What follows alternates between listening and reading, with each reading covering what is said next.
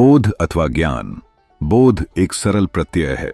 साधारणतः ज्ञाता की चेतना में विषय जिस रूप में उपस्थित होता है उसे बोध की संज्ञा दी जाती है। इस अर्थ में बोध की दो व्याख्याएं हो सकती हैं। क वह वस्तु जो विषय रूप में ज्ञाता की चेतना में उपस्थित होती है, तथा ख वह क्रिया जिसके अंतर्गत कोई वस्तु ज्ञाता की चेतना में उपस्थित होती है। बोध शब्द का व्यवहार व्याख्या के और व्याख्या ख के सम्मिलित रूप में अर्थ में होता है। साथ ही बोध की व्याख्या में एक तीसरा तत्व भी आ जुड़ता है, ज्ञाता। इस प्रकार बोध में तीन तत्व समाहित होते हैं। एत बोध की विषय वस्तु, दो बोध की क्रिया तथा तीन ज्ञाता। त्रिपुटी ज्ञान। भारतीय परंपरा में बहुधा बोध और ज्ञान का प्रयोग पर्यायवाची पदों के रूप में किया जाता है। ज्ञान के संप्रत्यय को समझने के लिए त्रिपुटी ज्ञान के संप्रत्यय को समझना होगा। त्रिपुटी ज्ञान का अर्थ है ज्ञान के तीन संघटक तत्व। ज्ञान के ये तीन संघटक तत्व है ज्ञाता, ज्ञेय और ज्ञान का साधन। ये तीनों तत्व किसी भी ज्ञान के लिए अपरिहार्य हैं। एक उदाहरण द्वारा इसे स्पष्ट किया जा सकता है। कलम के ज्ञान में तीन बातें हैं।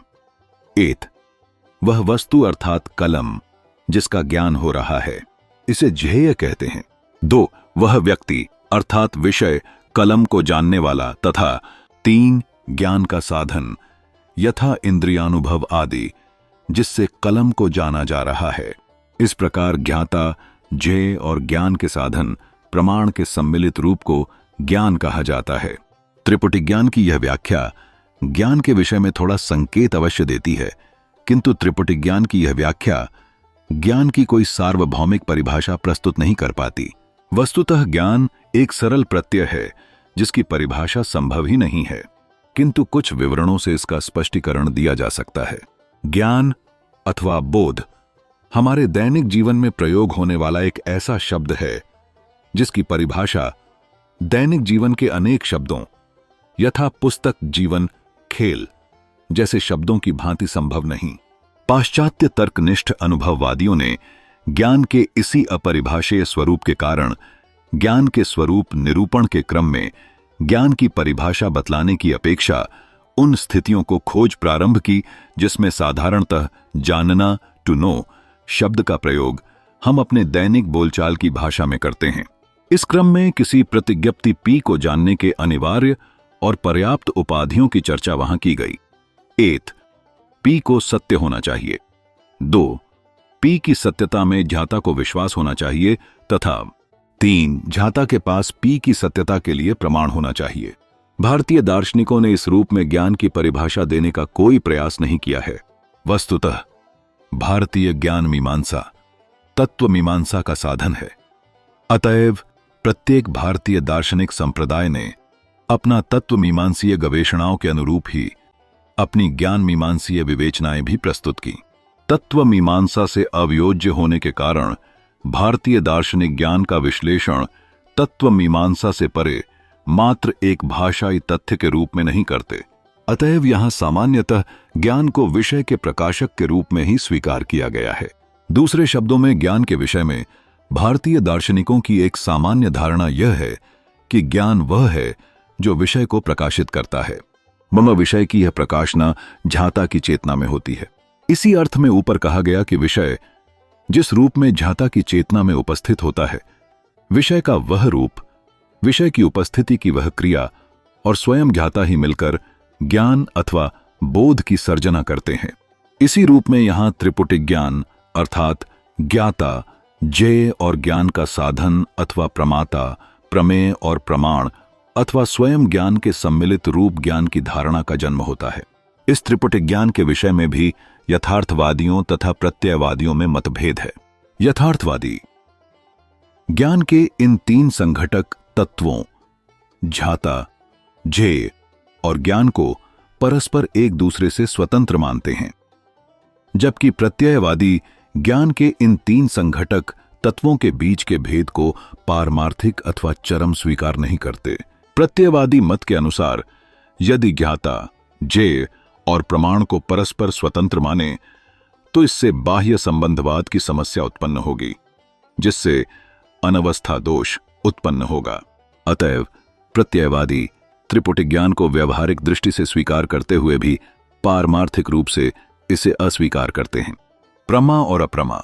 ज्ञान के विषय का प्रकाशन यथार्थ भी हो सकता है और अयथार्थ भी।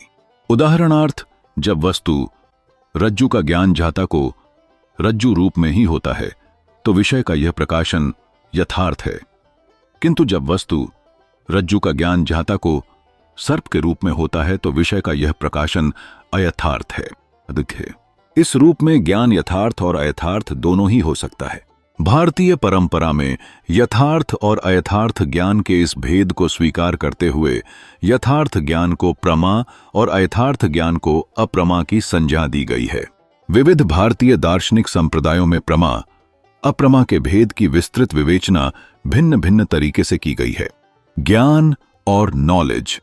नॉलेज पद की जिस प्रकार की विवेचना पाश्चात्य मत में मिलती है तथा भारतीय मत में ज्ञान पद की जो विवेचना मिलती है उसमें आधारभूत भेद है।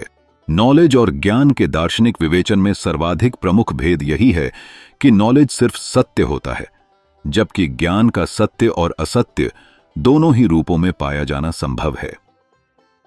पाश्चात्य तर्कनिष्ठ अनुभववादी परंपरा में असत्य ज्ञान, फॉल्स नॉलेज, एक स्वतोव्याघाती पद और सत्य ज्ञान, ट्रू नॉलेज, एक पुनरुक्ति है।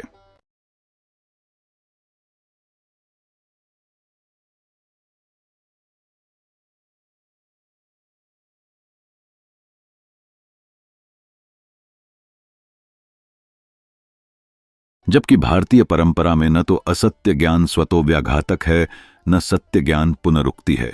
साधारणतः शब्दकोश में ज्ञान पद का अनुवाद नॉलेज पद से किया जाता है, किंतु दार्शनिक दृष्टि से यह अनुवाद समीचीन नहीं। जैसा कि ऊपर कहा जा चुका है, भारतीय और पाश्चात्य ज्ञान मीमांसीय की आधार भूमि में भेद है। अतएव दोनों दर्शनों में प्रयुक्त मूल पदों के एक दूसरे की भाषा में रूपांतरित अथवा अनुदित करने से अनेक भ्रांतियों के उत्पन्न होने की संभावनाएं प्रबल होती हैं। इन भ्रांतियों से बचने के लिए भारतीय अथवा पाश्चात्य दर्शन के अध्ययन अथवा अनुवाद के क्रम में मूल पदों अथवा पारिभाषिक पदों को यथारूप छोड़ देना ही उचित होता है। तथापि यदि अनुवाद की स्थितियां अपरिहार्य हो तो इस अनुवाद में अपेक्षित सावधानी आवश्यक है। ज्ञान एक सरल प्रत्यय है, इसलिए ज्ञान की सर्वमान्य परिभाषा देना संभव नहीं है। भारतीय परंपरा में साधारणतः व्यावहारिक ज्ञान और पारमार्थिक ज्ञान में भेद किया जाता है। इस परंपरा में व्यावहारिक ज्ञान ही ज्ञान मीमांसीय विवेचना की विषय वस्तु है।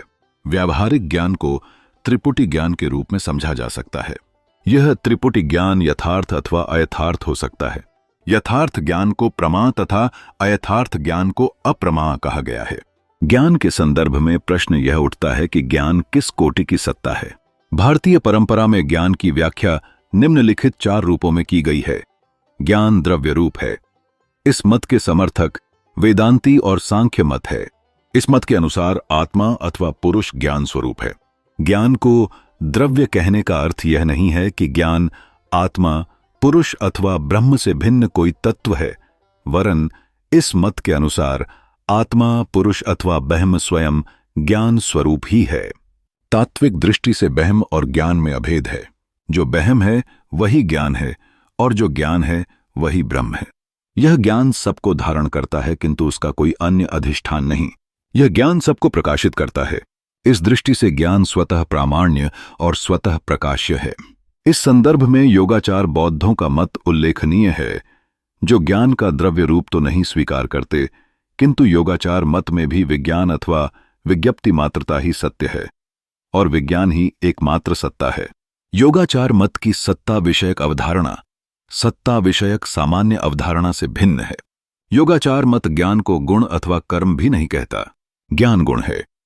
भारतीय दार्शनिकों का एक दूसरा वर्ग ज्ञान को गुण के रूप में स्वीकार करता है। ज्ञान को गुण कहने वाले दार्शनिकों को भी 2 वर्गों में रखा जा सकता है। प्रथम वर्ग उन विद्वानों का है जो चेतना अथवा ज्ञान को द्रव्य का आगंतुक लक्षण कहते हैं, तथा दूसरा वर्ग उन दार्शनिकों का है जो ज्ञान अथवा चेतना को द्रव्य का स्वरूप लक्षण कहते हैं। इनमें से प्रथम वर्ग में चार्वाक, न्याय वैशेषिक तथा प्राभाकर मीमांसक आते हैं तथा द्वितीय वर्ग में जैन तथा विशिष्टाद्वैती रामानुजाचार्य का संप्रदाय आता है। चार्वाक एक भौतिकवादी मत है। इस मत के अनुसार चार भूतों से ही सभी वस्तुओं की उत्पत्ति हुई है। चेतना इन चार भूतों के संयोग का उपोत्पाद है। चार्वाक देहात्मवादी हैं। इस मत के अनुसार चेतना अथवा ज्ञान भौतिक शरीर का ही गुण है। यह गुण शरीर का स्वरूप लक्षण न होकर आगंतुक लक्षण है। चार्वाक मत के अनुसार ज्ञान का उदय आदि शब्दों का प्रयोग यह सिद्ध करता है कि ज्ञान कोई शाश्वत सत्ता नहीं, वरन शरीर के विशेष अंग का एक आगंतुक गुण है। न्याय वैशेषिक मत आत्मा को पदार्थ के रूप में स्वीकार करते हैं। वैशेषिक मत में आत्मा द्रव्य है और ज्ञान इसका गुण। न्याय मत भी ज्ञान अथवा चेतना को पदार्थ रूपी आत्मा का गुण ही कहता है, किंतु इस मत में ज्ञान अथवा चेतना को आत्मा का स्वरूप लक्षण न कहकर आगंतुक गुण कहा गया है। प्राभाकर मत में चैतन्य के अधिष्ठान के रूप में आत्मा को स्वीकार किया गया है। यह आत्मा स्वयं में चैतन्य स्वरूप नहीं है। जब विषय, इंद्रिय, मन, बुद्धि आदि के साथ आत्मा का संपर्क होता है, तभी आत्मा में ज्ञान अथवा चैतन्य रूपी गुण की उत्पत्ति होती है। सुषुप्ति, मूर्छा आदि की स्थितियों में चेतना का अभाव यह सिद्ध करता है कि चेतना अथवा ज्ञान आत्मा का स्वरूप लक्षण न होकर आगंतुक लक्षण है।